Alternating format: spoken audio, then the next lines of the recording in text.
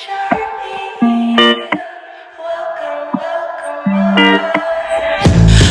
to the LizZlife. Hello, and welcome to TheLizzLife. That's Liz spelled with two Z's. I'm your host, Elizabeth with an S. This podcast has been a long time coming, and I am really excited to be here with you and learn and grow. For those of you that don't know me, I have been a trainer for about 9 years. It'll be 9 years in December. I have been a trainer since December 2013. I graduated with a degree in exercise science from Florida State University in December of 2015. And I love my job. Currently, I take private training clients, and I also developed and run a functional strength and conditioning program that has about just shy of 200 members and 7 trainers, most of whom I have trained myself. The program is designed to teach people how to move, how to lift, how to nourish their body through behavioral changes, small but impactful changes that make a really big difference to help show people the joy of movement and training. So a little bit about my background. I actually did not start, I've not been athletic like my whole life. I was not like a high school athlete or anything like that. In fact, when I was in middle school, so I think maybe as a child, I played, soccer and stuff as a kid. At the time, there wasn't really a girls' team, so I was on a boys' team, which was great. I was a theater kid growing up. And when I was in middle school, I actually had, I was quite overweight, glasses, braces, the whole thing, bullied a little bit. And then eventually I grew into my weight, started, I got a boyfriend, started experimenting with partying and things like that. It wasn't until I got into high school that I started going to yoga with my mom when I was about 14. And we would do hot yoga. It was quite intense. And I fell in love with it. When I got to college, obviously that stopped. I didn't have a car, so I gained the freshman 15 pretty quickly. I purchased one of those, at-home DVDs, and I would do 2 really intense HIIT workouts a day, and I put myself on a 500-calorie diet. It was brutal. People loved how I looked. I was still partying and doing all the things that one does in college. But it was brutal. And then the next year, that was my freshman year. And then the next year, I hit a really dark place. So I switched my major to information communication technology, and I hated it. I was miserable. I ended up I lived in a house. I dated one of my roommates, which is a terrible idea. That went south very quickly. And that household turned really toxic really fast. I was failing all of my classes. I was really just an emotionally stressful situation. My parents were going through a divorce. There was a lot going on emotionally for me. And I just needed to get out of the house. So I went to the Gold's Gym nearby, and I got a trainer. Shout out to LB, who changed my life. And I never looked back. I changed my major to exercise science, which now became exercise physiology the year after I graduated. And I cannot express to you what that gave me. The joy of movement is so profound. For me, it showed me that how strong I am, how capable I am. Nobody can do those reps, those sets, that weight. It is a physical manifestation of how capable you are. And you show up every day to give yourself something that no one else can. And there is something so beautiful and profound about that. And when I fell in love with the gym, there was a bunch of different reasons, but the big one was everyone is coming together to do something that serves them, no matter what your walk of life is, because I'm fascinated by human psychology. I'm fascinated by the human mind.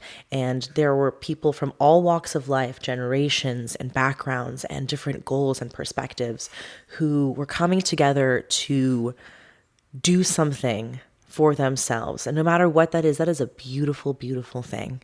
So I fell in love with the gym environment. I fell in love with training and movement. I changed my major, and I actually became a trainer myself before I graduated, which is how I became a trainer for so long.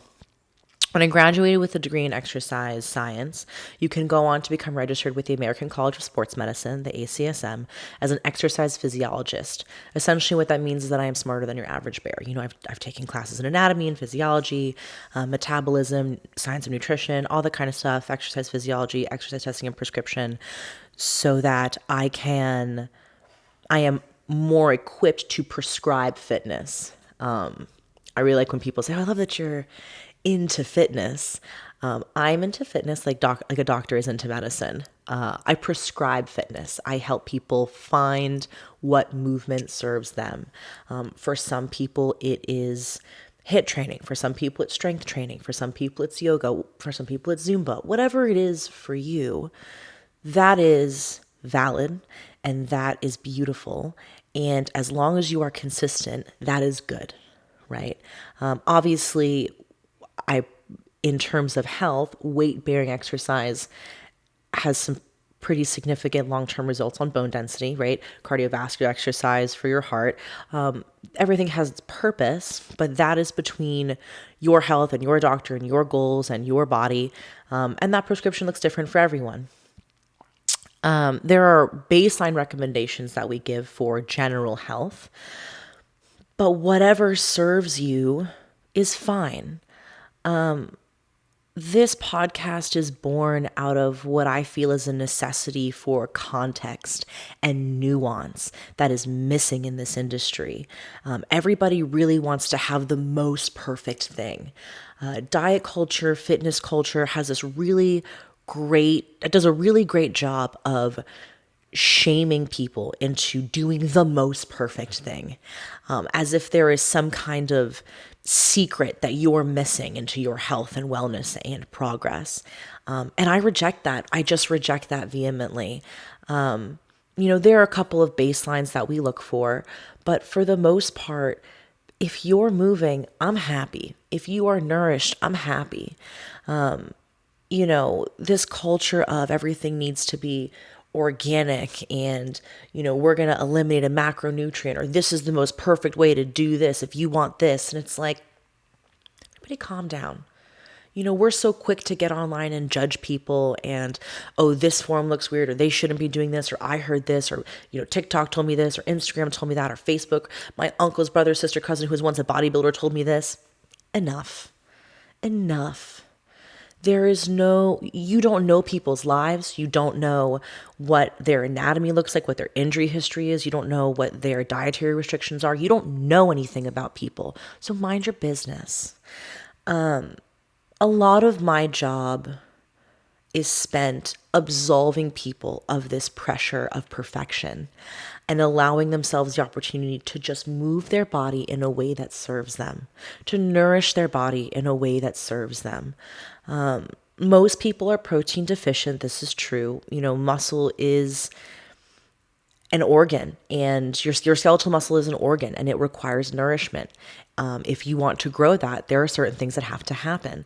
That is goal specific. That is personal, and that's something that needs to be discussed with people. Obviously there are recommendations for your body composition and for your body weight. But some people have kidney issues. Now, aside from kidney issues, whatever it is, that's between them and their doctor. But I think this lack of context and nuance doesn't leave a lot of room for enough conversation with people, and applies a lot of pressure to do the most perfect thing. If you can't get 150 grams of protein a day just yet, that's okay. Start at 80. See how that makes you feel. Then go to 100. See how that makes you feel. Then move to 120, right? There's progress and progression and things like that. If you can't lift weight a certain way because you have an injury, we dial that back. We rehab that injury and we work towards this type of movement. Maybe you have back issues or some kind of joint issue and you can't do the perfect plank yet, right? We we dial that back. I once posted a client success. They were doing some rehabilitation. They did a plank the best that they could. And another trainer commented on that post to say, that's not how you do a plank. Bite me. You don't know anything about this client. You don't know anything about this human. You have no idea how hard they worked. Mind your business. Just say congrats. Just spread positivity. I am in a place in my life now where I am aggressively uninterested in anything but authenticity and kindness in my life. And I encourage the same of my clients and of my friends to put boundaries in place where you remove access from people who do not offer that to you. I am here to try to help offer that to you. I don't always win. I don't always nail it, but I am doing my best. I like to give an analogy. I used to be a little sea dinghy in the ocean, and anytime a wave came and rocked and swayed and would toss me about, I was very emotionally volatile. Now I like to think of myself as a yacht. I am built with internal stabilizers where it would take a Titanic-sized iceberg to rock or sink this boat. Again, I don't always nail it. I'm still working on not losing my shit from time to time, but life is hard. Life is hard all on its own. And your training, your movement, that should be a solace from that. Working out for me, my strength training puts me into what we call a flow state. It is a meditative practice where I am focused solely on the movement and my breath and the contraction and my performance. Is my form good? Do I feel powerful? Am I progressing in a way that serves me? All of that energy that I feed back into myself, that is everything. And you deserve that. You deserve to find movement that serves your soul. You deserve nourishment that serves your soul. And diet culture can fuck all the way off. Diet culture has us on this pendulum of perfection and obliteration, where we have to be the most perfect thing or we can't do anything at all, right? My job is to help people be here, right? And so that when life happens, because life is hard, and when life happens, we can find more balance, that we can still execute the few things that serve us. We're going to go through a quick, I'm going to strip away some real specific stuff, and we're going to go through a quick nutrition lesson that will hopefully help give you a better framework for your nourishment, whatever that might be. Now, for the sake of this lesson, we are going to pretend that we don't know anything about nutrition. I don't care what Instagram or Facebook or whatever has told you. Again, what your uncle's brother, sister, cousin who was once a bodybuilder told you. We're going to wipe all of that away. Are you ready? Here we go. When we talk about body composition, fat loss, fat gain, muscle loss, muscle gain, we are talking almost exclusively about energy balance, right? Energy balance is just how much energy does it take to power your being, right? If I take in more energy than I need in a given day, my body's like, fab, I'm going to take that. I'm going to store that for later use. I'm going to put that on board as body fat because that's how your body stores extra energy, right? For the most part. If you do more work it takes in on a given day, then your body is like, cool, I have that energy stored. I'm going to use my energy stores to help do that work, right? And that's how we lose weight. This energy gain and energy lost is essentially calories in, calories out. Now, that is a very gross oversimplification of metabolism. We can go through and pick that apart to the teeth, absolutely. But for the sake of this conversation, we're going to keep it really simple. There are 3 things that contribute to energy balance. Those are going to be proteins, carbs, and fats. Alcohol actually has its own energy balance, but that's like the redheaded stepchild. We're not going to talk about him today. Right now, at rest, your body is burning almost exclusively fat. Now, this is because fat is an expensive macronutrient. It requires an oxygen molecule to attach to a fat molecule in order to unlock and unleash it for all the fabulous energy it has available to it. This is where diet culture really bugs us. Because diet culture says, oh, well, if you eat more fat, you burn more fat. Do steady state cardio and you burn more fat. Yes, this is technically true. But by that logic, I might as well sleep all day because I'm not doing more work, right? I am not utilizing more energy. What we want, right, if we're talking about energy in and energy out, is we want to do more quality work, both in that time and also the following subsequent 24 and 48 hours. Now, carbohydrates are an inexpensive macronutrient. They do not require an oxygen molecule to attach and unleash for energy. They're very easily accessible to the body. This is generally why you see with performance, right? We try to take in carbohydrates before our movement, before our performance, so that we have more energy readily accessible to do hard work. Because when you start to lift heavy, run fast, and you start to run out of oxygen, right? You move into carbohydrate burning mode because, again, they do not require oxygen to metabolize, to use for their energy.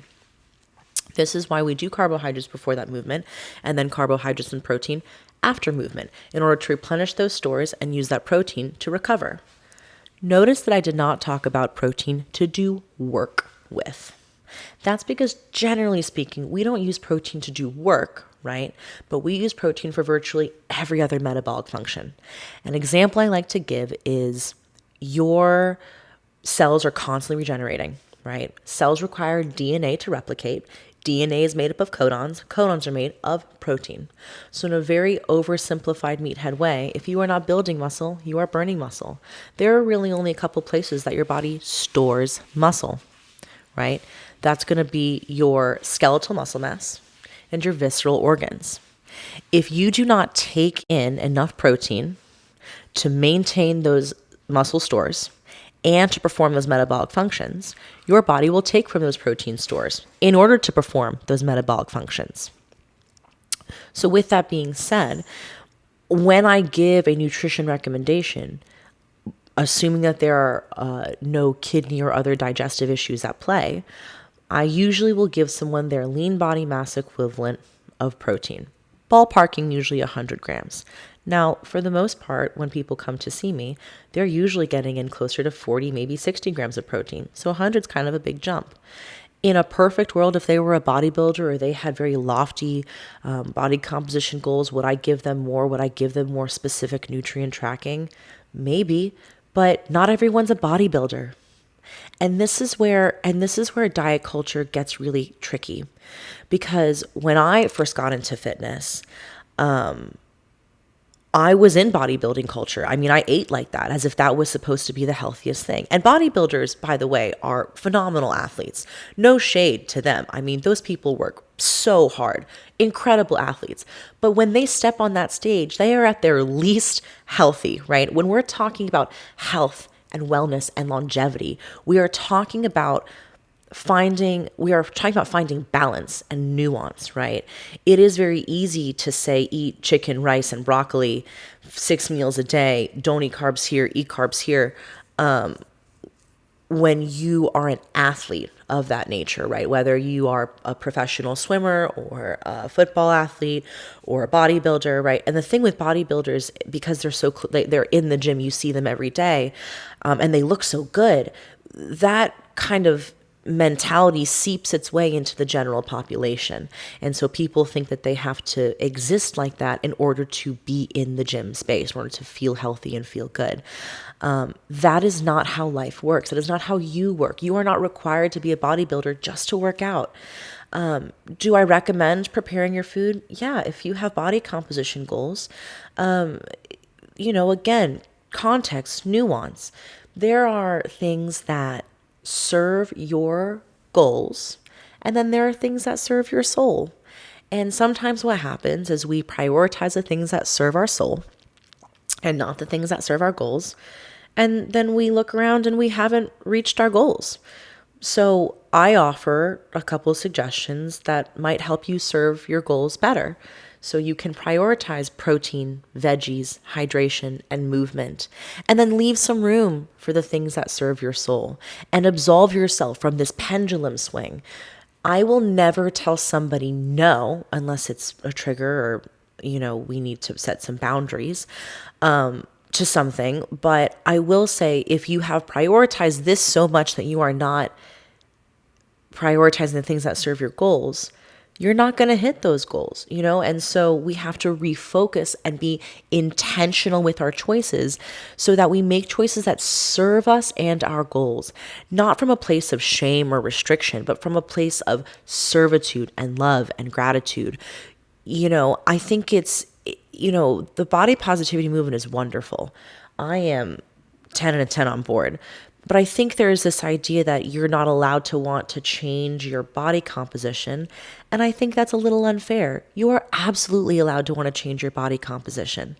You are allowed to want something different without shaming yourself into it. You can love your body as it is and be grateful for what it's done for you and say, you know what? It deserves to move a little better. I deserve to feel a little stronger. I deserve to move a little bit more limberly. Those things allow you to grow. And, you can love your home and want to move and check out the scenery somewhere else. There's nothing wrong with that. And your body is beautiful just the way it is. But it deserves nourishment. It deserves movement. You deserve to feel good. You deserve to feel gratitude and love for your body, and you deserve to continue to grow. When we talk about diet culture, and I'll circle back, when I first became a trainer, I was a trainer at the very gold gym that I had signed up at.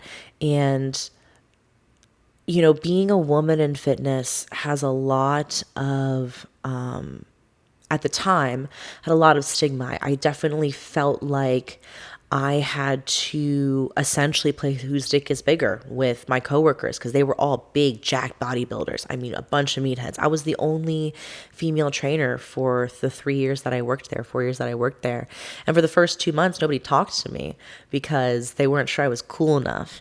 So I really subscribed to this extreme diet. I subscribed to their diet culture. I just subscribed to their way of lifting, their training, in order to feel like I belonged in that space.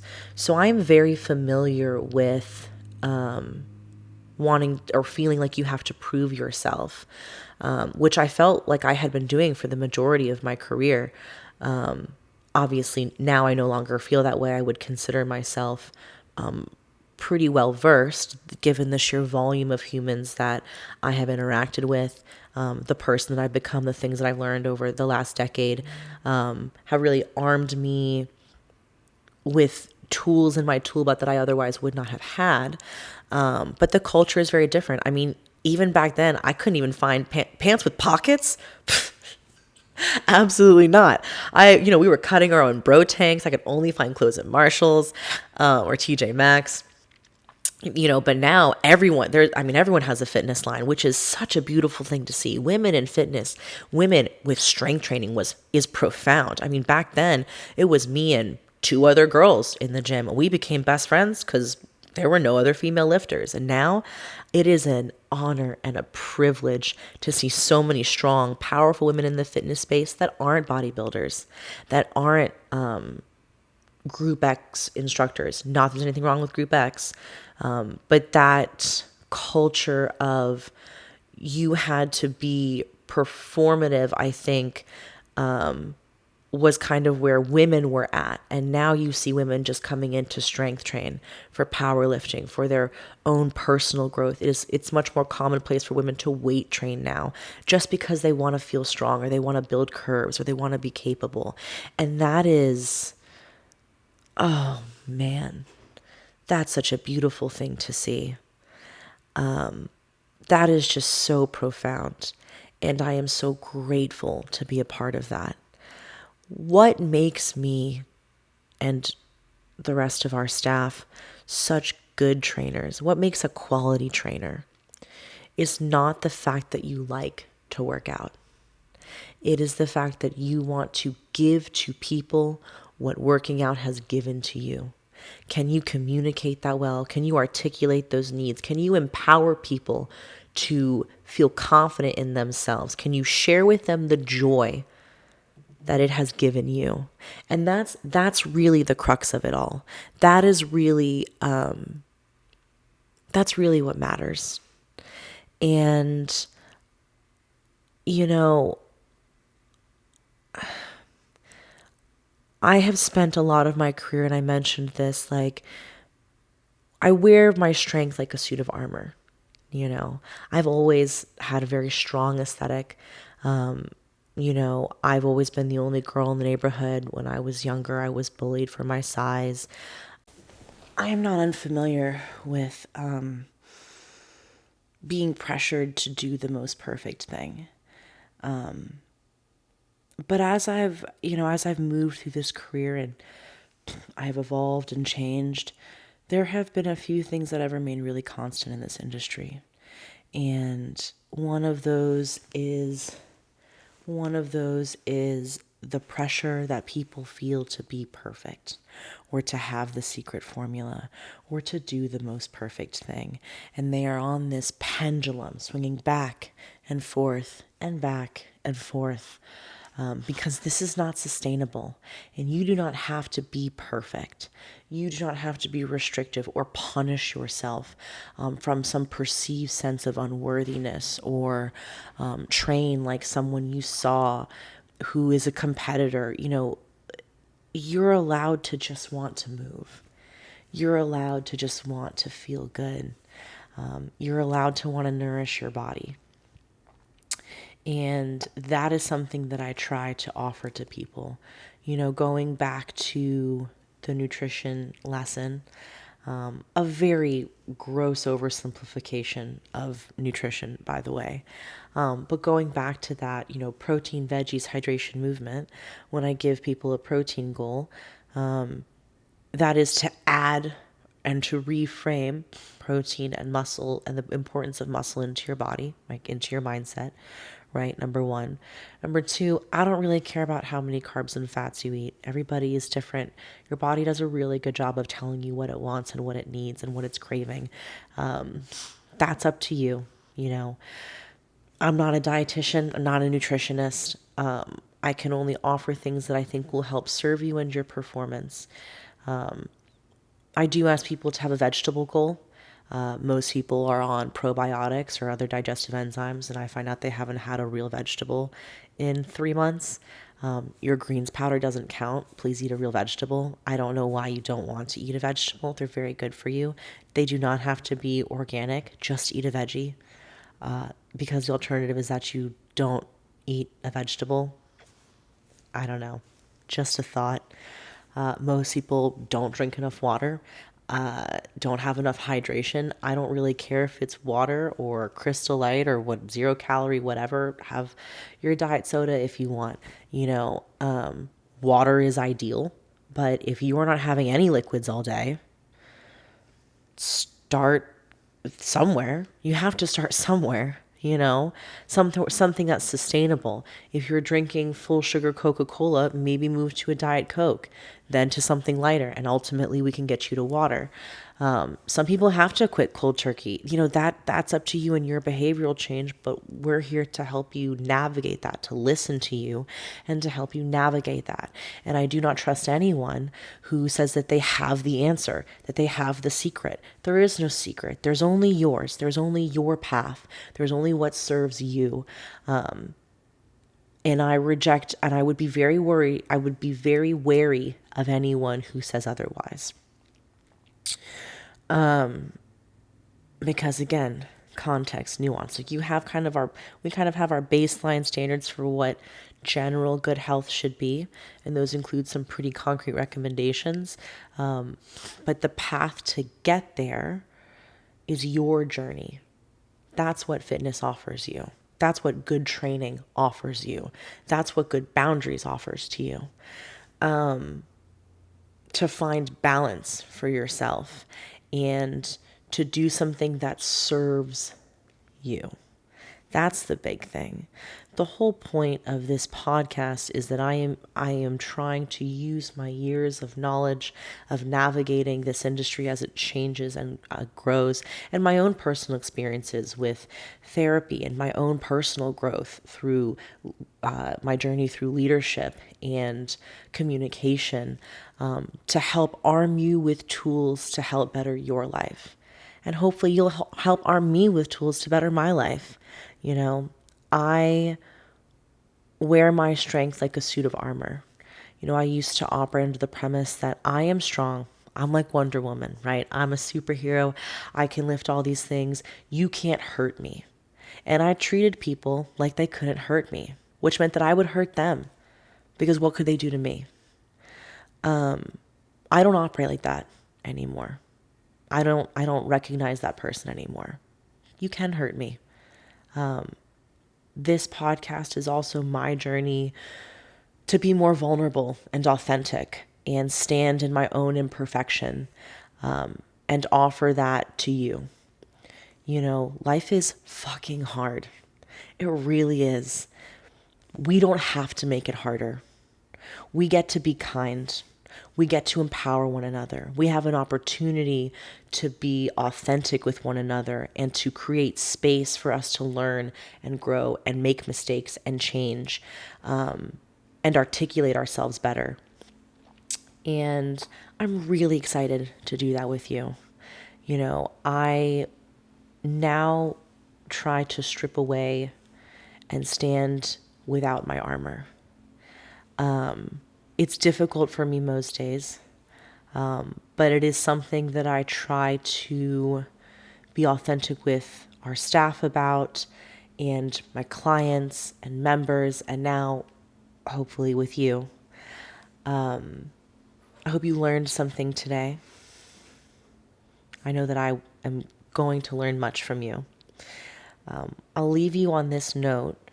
I like to think of ourselves as a pillar, and we get stimuli from the world, input, what people say to us, things that happen in our lives, whatever it is. And that has to be sifted through the pillar that is us, our own internal journey, right?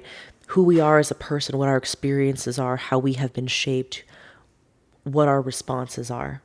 And we can either be reactionary and just whip out a response and be super reactionary, or we can take a second, digest, ruminate, and decide how we are going to respond. And whether that is the way we communicate, the choices we make, are we going to move our body? Are we going to lay on the couch? Are we going to self-sabotage? What is the actionable step that I am going to take to move myself forward, to continue on this path? How do I want to behave? And some days we fucking nail it. Some days we don't. Some days my best is way up here, but some days she be down here, and it just be like that sometimes. You know, allow yourself the space to be human, but know that you have a choice of who you want to be and how you want to behave and how you want to articulate yourself and how you want to make the people around you feel. Do you want to make people around you feel unworthy, or do you want to help them feel empowered? What is it that you want? Do you want to love yourself more? Act like it, because you deserve it. I hope that you found today's podcast helpful. I hope you found it to offer you some level of insight of how you want to navigate today.